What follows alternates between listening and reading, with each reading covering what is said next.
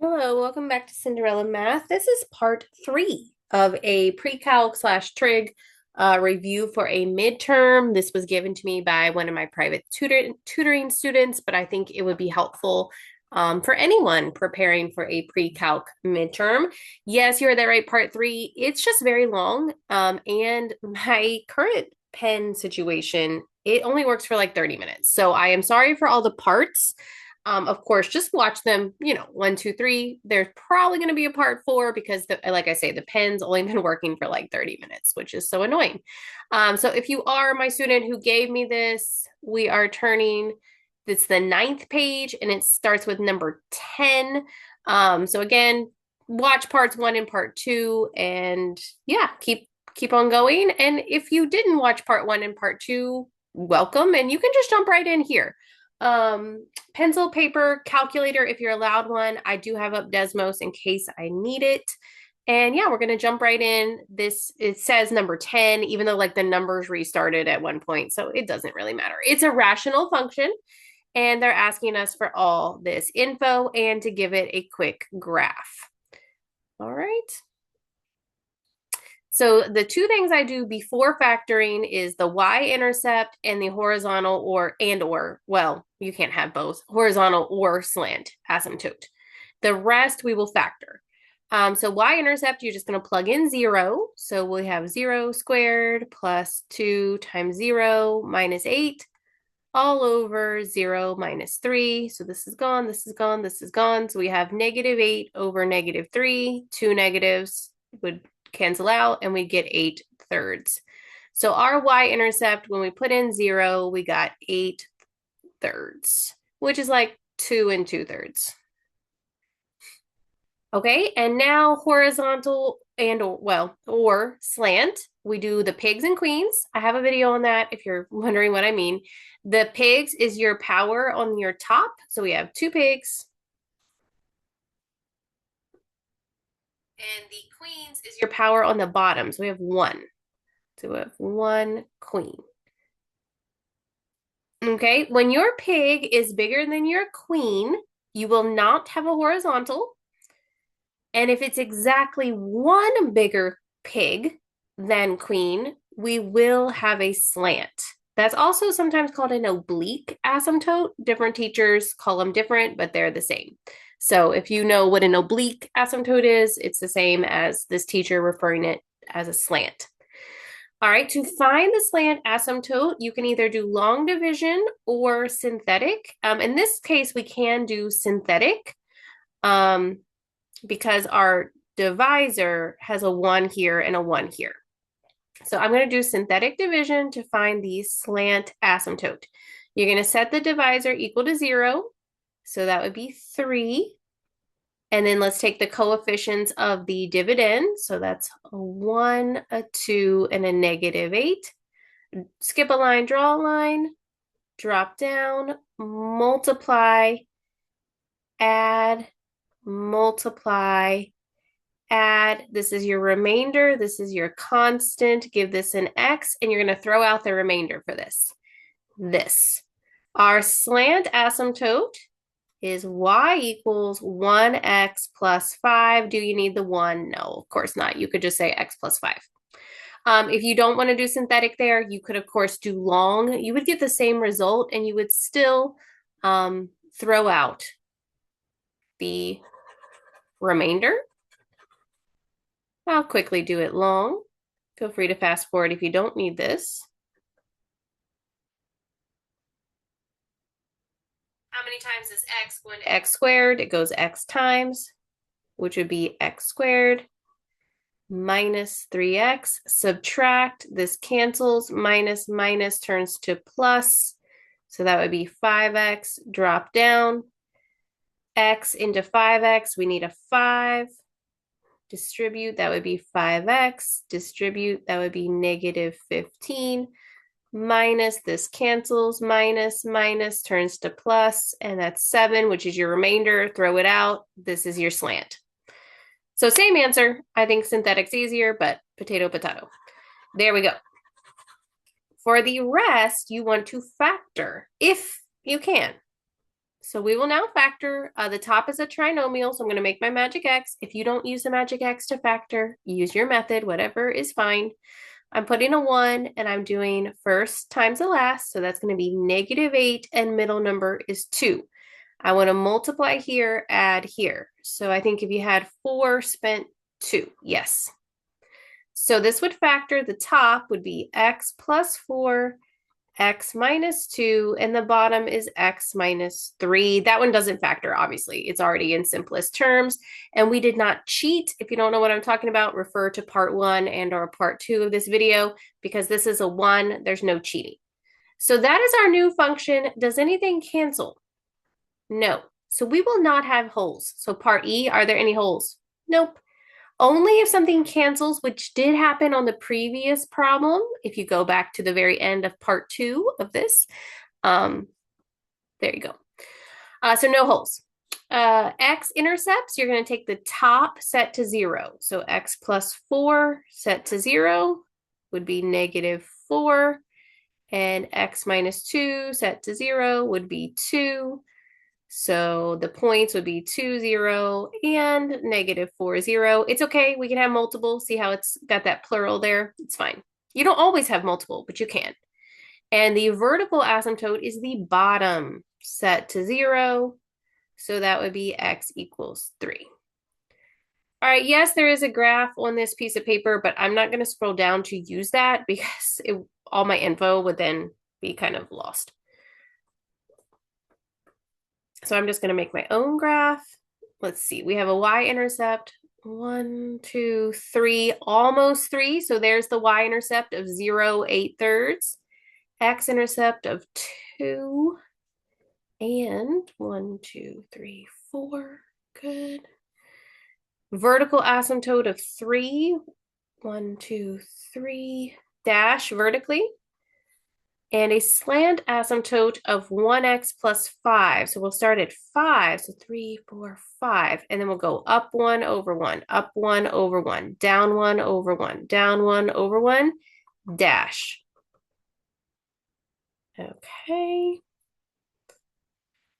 Alrighty. And now let's just make the graph. So usually the slant asymptotes, they're a little tricky. Probably something like that. Arrows on both sides.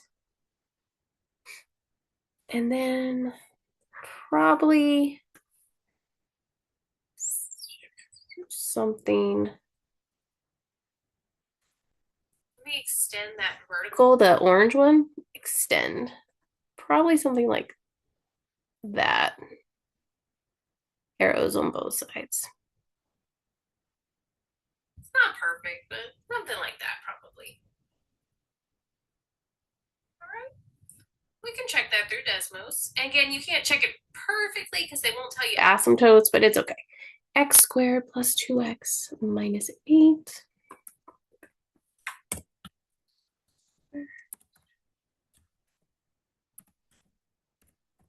Let's see. Yeah, I mean, my second half wasn't so good. Let's see.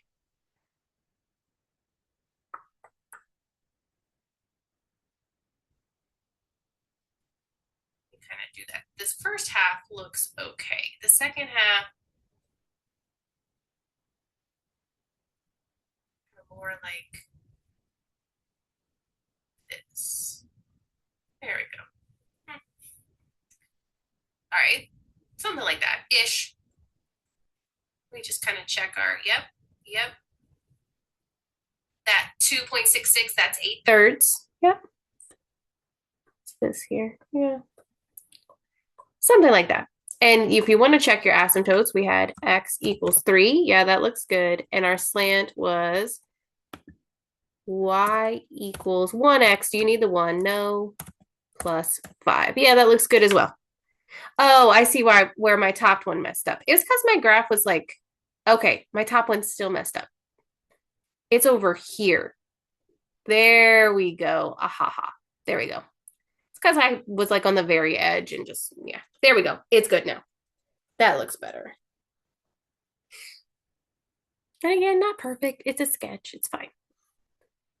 Good. Dun, dun, dun. This did not ask domain and range. If it did, domain, real fast, I think it's left forever until you get to the vertical asymptote of 3 and then 3 right forever. So we're only needing to throw out the vertical asymptote because there was no holes. Range, there was no holes and there was no horizontal asymptote. So I'm thinking it's just forever, forever. That could be wrong though. Let me bring back the actual Desmos graph.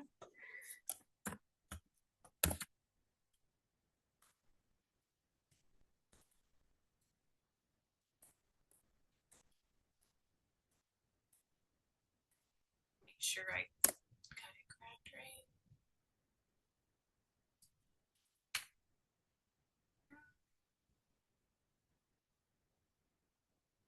I mean, there's definitely a little area in here where there's no y values from like 2.7 until 13.2. So it's not forever, forever. It's fine. It did not ask domain or range anyway, but I see why it didn't.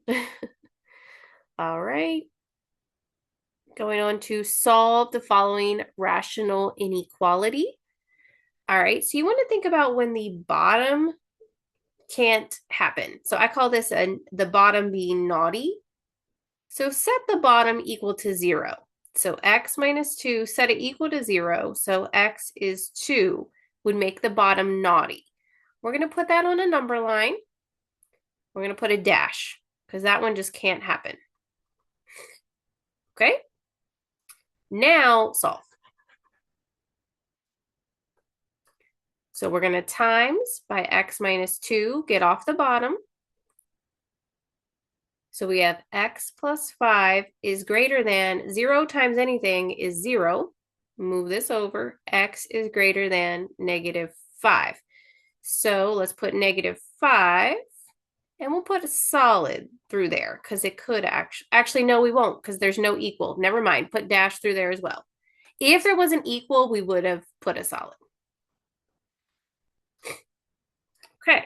Now you're going to do a test value in each of your sections. So pick your favorite number smaller than negative 5. I'm going to pick negative 10, and you're going to put that into your function. So negative 10 plus 5 over negative 10 minus 2. You don't actually have to work this out. Just tell if it's positive or negative. So negative 10 plus 5, that's negative. Negative 10 minus 2 is negative. Negative divide negative is positive. So this would be positive, and then scribble that out because you could have done anything smaller than negative 5. Pick your favorite number in the middle here. I'm going to pick 0. Put 0 into the function. So 0 plus 5, well, that would be positive.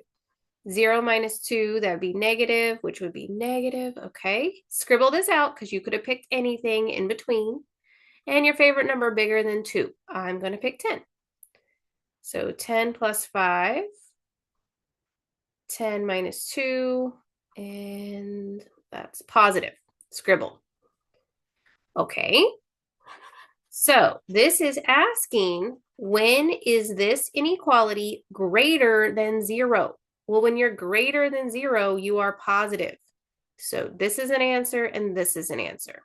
So your final answer is left forever until negative 5 and 2 to forever. Here and here. You just kind of threw out the middle because that was negative. You can see we did soft on everything because we did not have it equal. And we would have done soft on the 2 no matter what because that was where the bottom was naughty. There is a way to check this in Desmos. X is 5, x minus 2.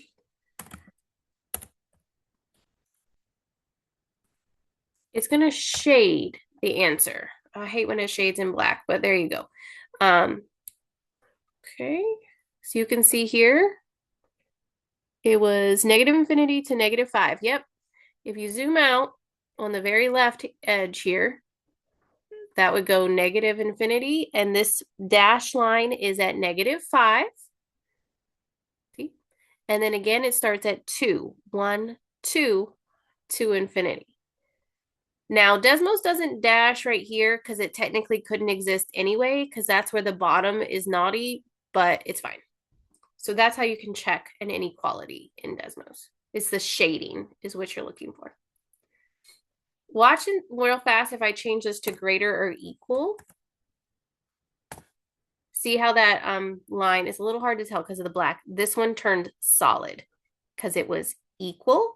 And you'll see this one did not because, again, the function can't actually be 2 because that's where the bottom was naughty. Okay, great. Going on, next page.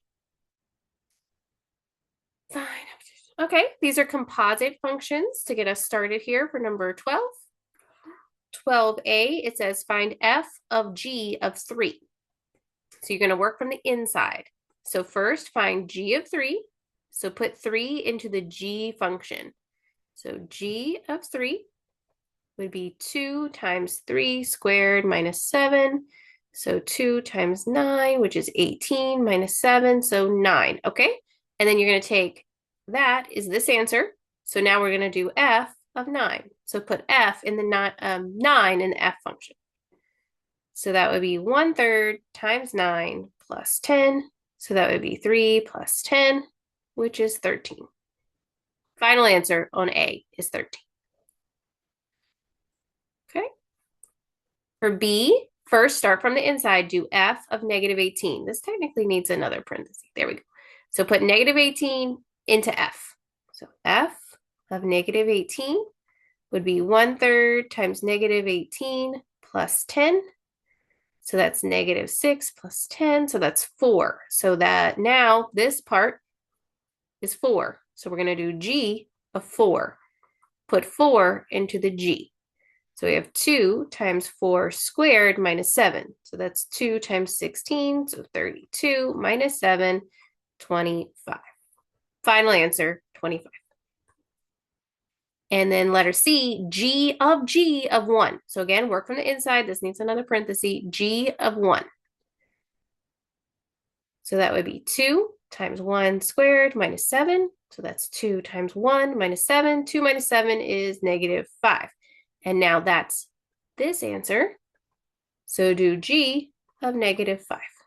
So that's 2 times negative 5 squared minus 7. So that's 2 times 25 minus 7.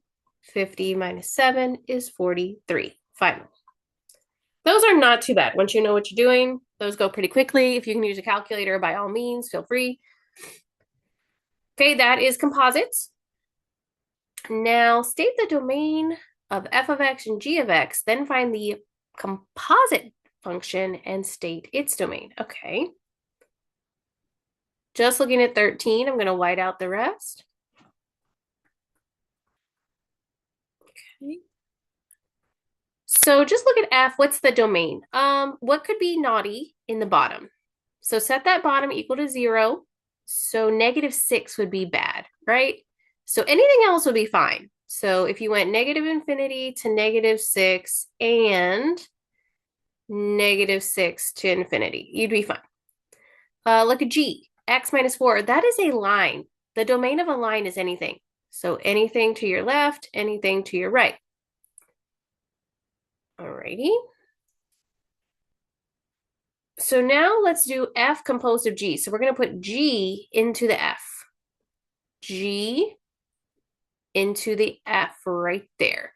So f composed of g would be 1 over x minus 4 plus 6. So this x got replaced with the g function. So that would be 1 over x, negative 4 plus 6 is positive 2. This is f composed of g.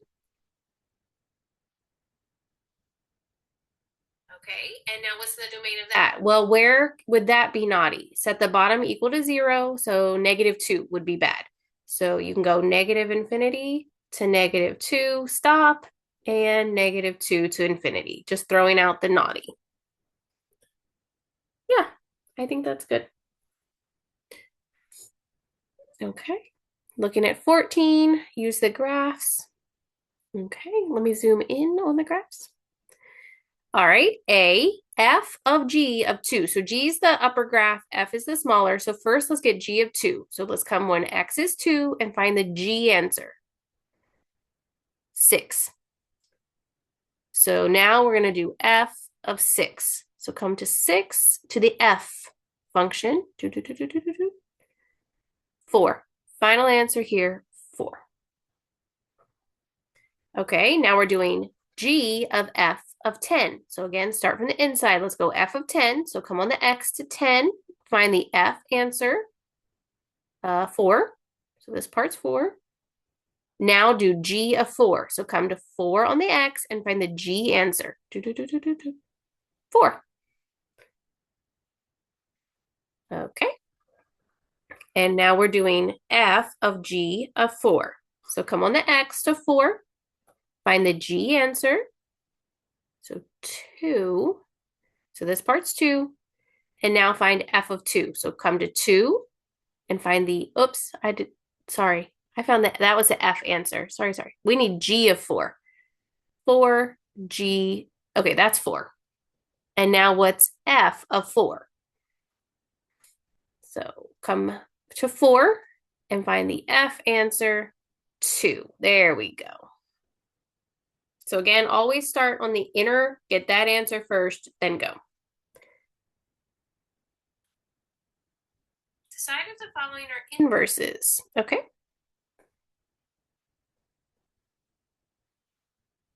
right. If you are inverses, you kind of have to do two things. You have to do both composites. So if they're inverses, we need to do f of g of x, and that should come out as x. And we'll do g of f of x, and that should also come out as x. If even just one of them fails, they are not inverses. Okay, so let's do the left side first. Let's put g into the f. So I'm picking up g and going right there with it. So this would be cube root of x cubed plus 4. See, this whole shebang is now this. And then we still have minus 4. So that's cube root of x cubed, because plus 4 minus 4 would cancel. And then this cancels to be x. So this first side has worked. We want it to be x. If that was not, we would stop right there and just say no. Let's go the other way. Let's pick up the entire f and put it into g. So this x right here is now cube root x minus 4. And then see this cube? He's still there. He's still on the whole thing. And then the plus 4 is still there as well. Cube root and cube cancel. This is now x minus 4 plus 4. Negative 4 plus 4, bye-bye, x. Are these inverses of each other? Yes. That's how you do it algebraically. There is a way to do it graphically, but there you go. You do both compositions and they both need to come out as x. So are these inverses? Yes. Alrighty. Determine algebraically if each function is even, odd, or neither. Okay. So even means you have y-axis symmetry.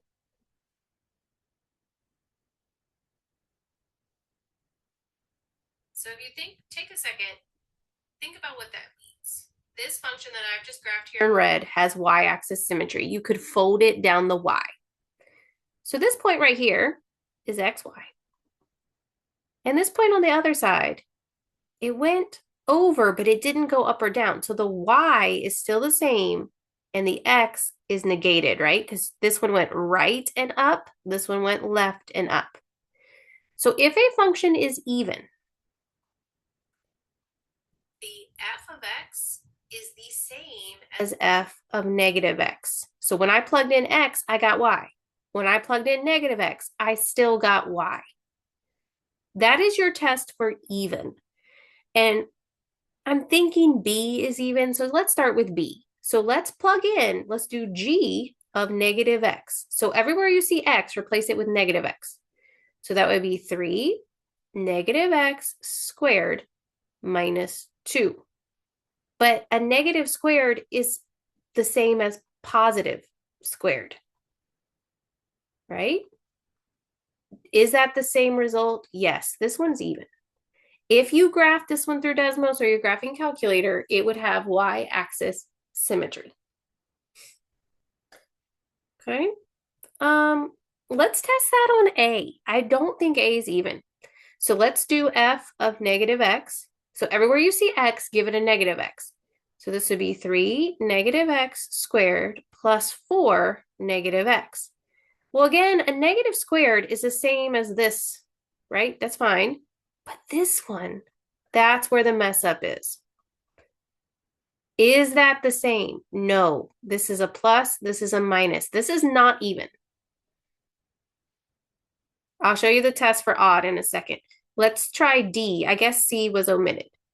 So let's try D right here. So let's do f of negative x. So that would be negative x root 1 minus negative x squared.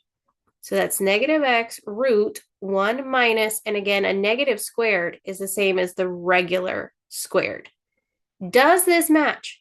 The inside, the radical does, but this negative x on the outside does not match. So this one's also not even. Okay, let me show you the test for odd. So B is done. It was even. If you're even, I don't think you're going to be odd. So B is just done, but A and D as in dog, we should check to see if they're odd. It is possible they're neither. Look at the directions. Determine if it's even, odd, or neither. Okay, here's the test for odd. Odd, and this is easy to remember because O for odd, O for origin, symmetry. So it kind of looks like a snake. If you flip it about the origin, basically if you turn your paper, I know this is on a computer, but pretend 180 degrees, like a half circle, it would look the same.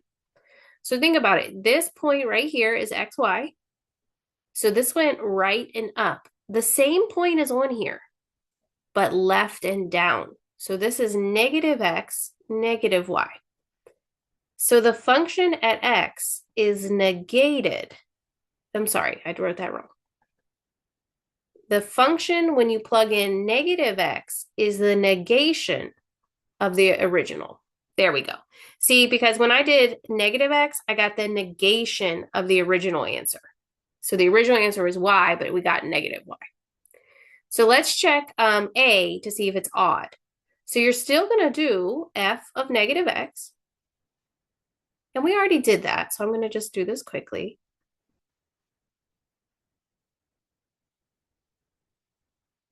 And now, is this answer the negation of the original? Well, let's negate the original. Take the original and run a negative through it.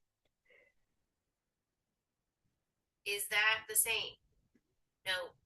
It's so close. It's this negative is not over here. So this is also not odd. So you would just say neither on this one.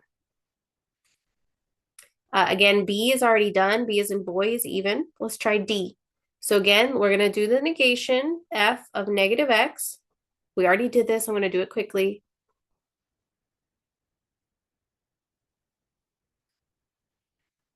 That's squared, isn't it? Yeah.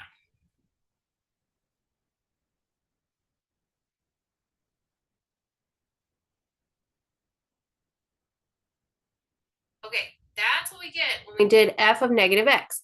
It doesn't match the original, so that's why we already said it's not even. Let's negate the original. So I'm over here on D as in dog, negate this one. Well, that would just be negative x right there. You don't carry a negation through a root. Does that match? Yes, it does. This one passes the odd test. So yeah, it's not even, but this one is odd.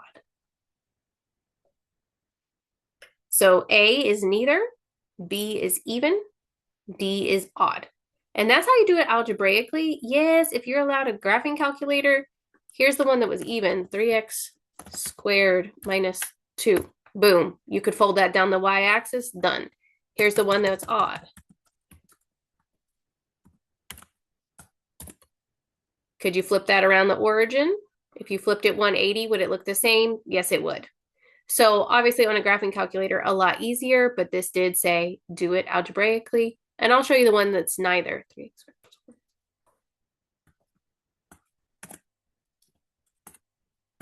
There's one that's neither. See, you could not fold down the y. It wouldn't fold perfectly. And if you flipped it upside down, it doesn't look the same. So that one is neither. Okay, great. Another page done. And my pen is still doing okay. I probably just jinxed myself. All right, exponential and log condense. Okay. Take this number, popcorn it, it's a power. Take this number, popcorn up, it's a power. So this is going to be log base 6 u squared minus log base 6 v to the 8. When we see a minus, we're really going to divide. So our next step will be log base 6 u squared divide v8. And that's the best you can do. That's the answer for number 1. Sorry, let me grab a sip of water.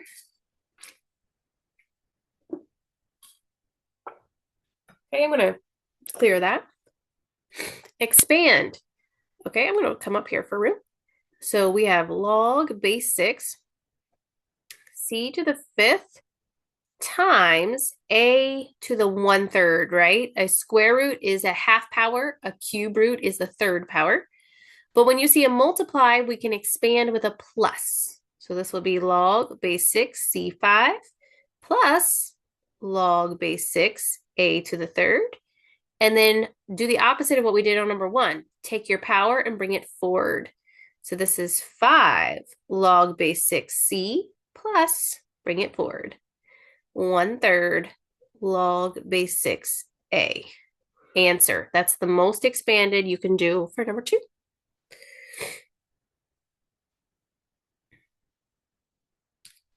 right, let's solve some of these. I like this part. Number 3, the first one here, log base 20, log base 20. If those match and they're on both sides of the equal, which they are, bye-bye. Solve.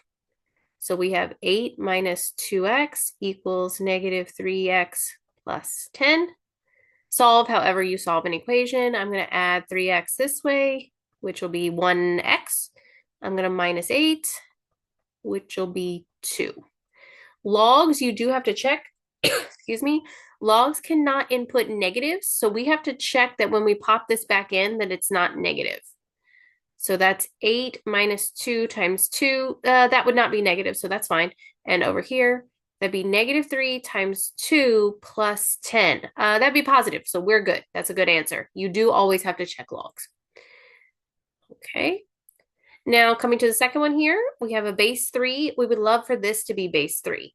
So go through your powers of 3. 3 squared is 9. 3 cubed is 27. Times that by 3. So 3 to the 4th is 81. Times that by 3. 81 times 3. 243. There it is. So we're going to replace 243 with 3 to the 5th. And now they match. Base 3, base 3. Get rid of it. Just like we did on the logs, but we had to get it to match first. So now we have 1 minus 2x equals 5. Solve. I'm going to subtract 1. Negative 2x is 4. I'm going to divide negative 2. And x is negative 2. Answer, you do not have to check exponentials. Done. I mean, you can check, but logs, you have to. Exponentials, you do not have to. If you can't get this the same, there's another way to solve this, but that was probably the easiest. You could have turned it into a log and gone that route. Okay. Oh, yay. Next page. All right. If you're allowed to have the unit circle out, feel free. If you need to have it memorized, have it memorized, you know? Oh, I've got 3 pages left. I don't know how much longer the pen's got. I can feel it starting to get a little janky, but I'll do what I can. I might need to go to a 4th part. We'll see. Alrighty. Name the coterminal angle of 8 pi over 3. So 8 pi over 3. So that's like all like 2 and 2/3. Let's subtract a circle. Remember, a circle is 2 pi. So let's subtract 2 pi over 1. Let's times by 3, common denominator. So that would be 8 pi over 3 minus 6 pi over 3, which would be 2 pi over 3. So if you're sitting at 8 pi over 3, you're at the same spot as 2 pi over 3. Number 5 could have many, many angles here. Anything in quadrant 3. So think of quadrant 3. So 0, 90, 180, 270, and back around 360. So degrees wise, this is quadrant 1, quadrant 2, quadrant 3, quadrant 4. So degrees wise, anything from 180 to 270. Don't include 180 or 270 though. They're not actually in quadrant 3. So I'm just going to say like 200. But you could do 190, 181, 260, 265, whatever. Anything from 180 to 270. Let's do a what's it called? Radian though. So radians, you have 0. Here's pi over 2. The pen. Here's pi. Here's 3 pi over 2. Back around to 2 pi. So again, quadrant 1, quadrant 2, quadrant 3, quadrant 4. So 3 is anything here. So between 1 and 1.5 pi. So like I would do maybe 5 over 4. That's right there. That's the middle. But again, that's not the only answer. This is very open-ended. Answer may vary. Oh, the pen's going. Yeah. Okay. I'll try to get through this page. Hopefully I can. In which quadrant is cotan less than 0 and sine is bigger than 0? So you do need to know this little rhyme. It's not really rhyme. A little mnemonic device. All students take calculus. Cotan less than 0. That would be the same as saying tan is negative. Sine greater than 0. That's the same thing as saying sine is positive. Well, sine is only positive in A because everything's positive and S. But it says tan's negative, so we can't be here because nothing's negative there. We must be here. We're in quadrant 2. If theta is 5 pi over 6, what angle represents the reference angle? So reference angles are in quadrant 1 only. And let's think about where 5 pi over 6 is. That's almost pi, right? There's pi, because that would be 6 pi over 6. So 5 pi over 6 is probably like there. So 5 pi over 6. So to find your reference, just throw that into quadrant 1. So, which would be pi over 6, yeah? I think that's your reference. Okay.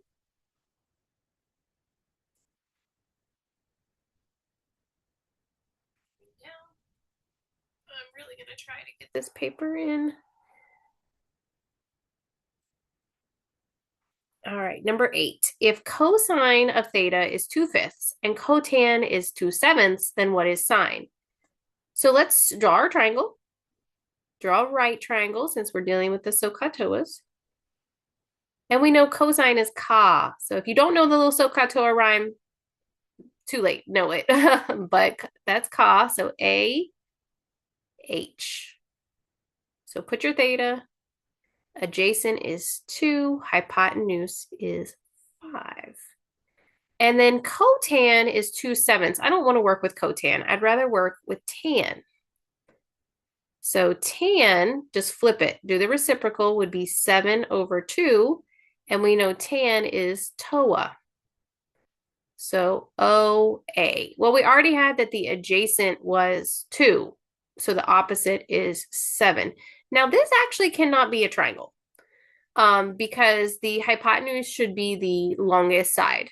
So someone has made a little goof here. It's okay. Let's just pretend this can be. And then we know sine is so. So from the theta, you would go opposite and then hypotenuse, which again, the hypotenuse is supposed to be the longest. It's okay. 7/5. Okay. Let's just go based off what this teacher said. So there you go. All right. So here is just pure unit circle knowledge. I'm going to try not to reference a unit circle, like pull up one on Google. But if you're allowed to have your unit circle, by all means, go ahead and grab it. But if not, we just need to do it by hand. I'm going to kind of do it in which one looks easiest. 7 pi over 4. I always think the pi's over 4 are the easiest because there's pi over 4. And of course, this is like the worst time for the pen to go. I guess should have stopped before I got to this paper. This one's 3 pi over 4.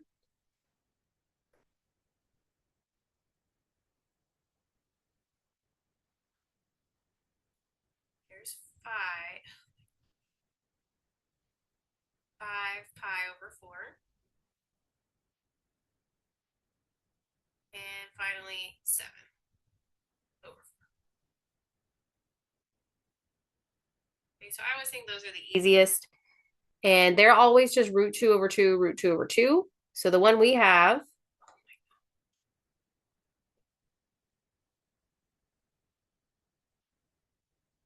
is right and then down. So there. And they want cosine, CS. So number 11 here would just be root 2 over 2. I'm going to hold the tan for tan and cotan are always going to be a little more annoying. So I'll hold that. Number 10, that's not on unit circle because it's negative.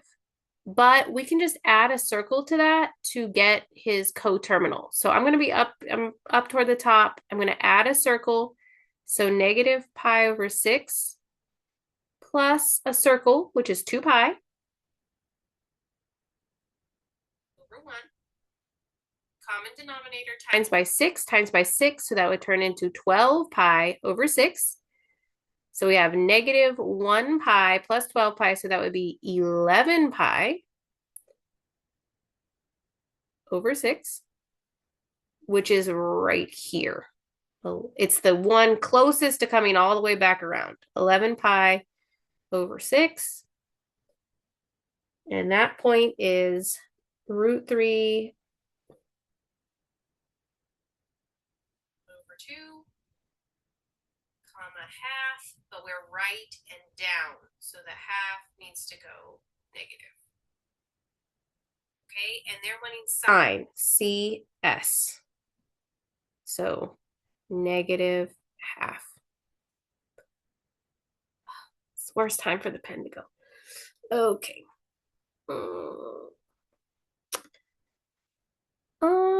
Actually, I'm gonna do 13 next because it's a 6 as well. So the 6's are right here, 1 pi over 6, or just pi over 6. Right here, 5 pi over 6. Right here, 7 pi over 6. And then I already have in 11 pi over 6. I'll just make that green. Okay, so if you know one of the pi's over 6's, you pretty much know all of them because the first one is root 3 over 2, sorry for the pen, comma, a half.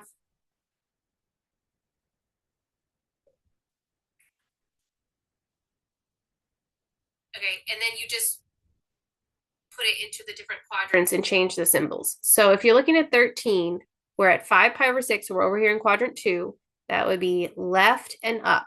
So we do left, root 3 over 2, comma, up, a half.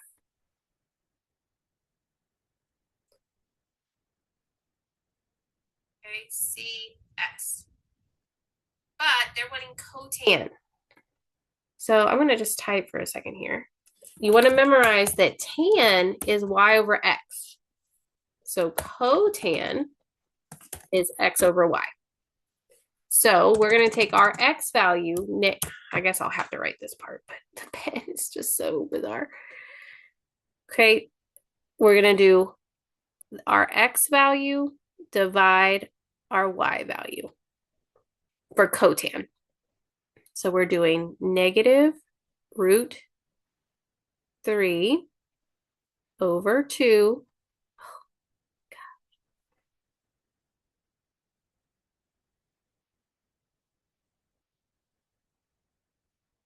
divide 1/2. Okay, but we don't really divide fractions. We keep, we change, we flip. Keep. I am just at my wit's end. I've ordered yet another pen thing from Amazon. It's a brand new computer. It's a brand new pen thing that I'm currently using. It's bizarre. But then, like, it works for the first 30 minutes of a session and then it stops. I'm going to unplug and replug it real fast. Let's see if that makes any difference. So keep, nope, it doesn't make a difference. Change to times, flip the second one. There we go. The 2's would cross cancel. Who cares about a 1 on the bottom? And we just get negative root 3. Sorry for the handwriting.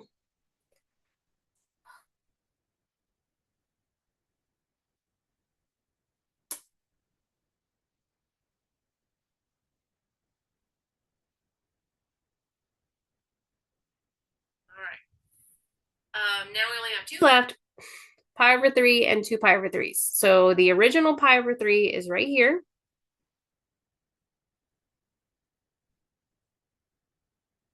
And then again, once you know that one, you'll know the rest.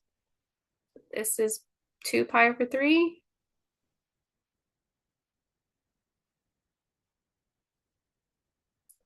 Down here is 4 pi over 3. Oops, I put that in the wrong spot. It's down here.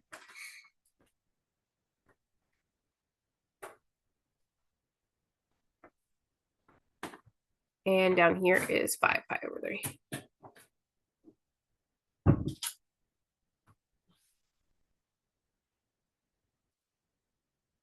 Okay, so let's do 9, which is original pi over 3, which is up in quadrant 1.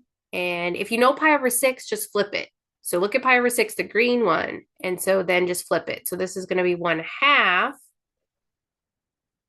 comma, root 3 over 2. That's supposed to be a parenthesis.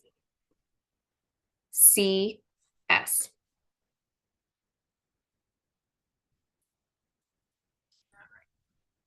Okay, but they went tan. So again, look down there where I typed. Tan is y over x. So we're going to do the y divide the x. So that's going to be square root 3 over 2. If I could write, that would be so good. Divide 1/2. Keep. Change. Flip. I'm up there in the pink. So we're keeping the root 3 over 2 times 2 over 1.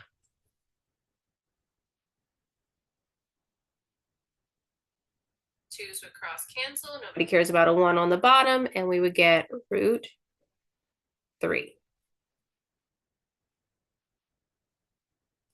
And lastly, cosecant 2/3 pi, 2 pi over 3. So we're in the second quadrant. I'm going to be on black pen. So again, if you know pi over 3, you would just bring this over. So that would be left 1/2. So that's negative 1/2. And then you're still up root 3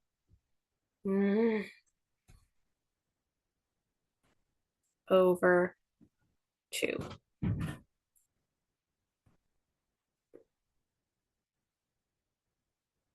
C, S. I cannot write. Oh my gosh. But see, I'll stop this video and then I'll start a new one and it'll be fine for like 30 minutes. It's insane. I'm sorry, I'm complaining, but it's just so frustrating. Okay. Cosecant is the flip of sine. So we're going to take this one and flip it. So that's going to be 2 over root 3.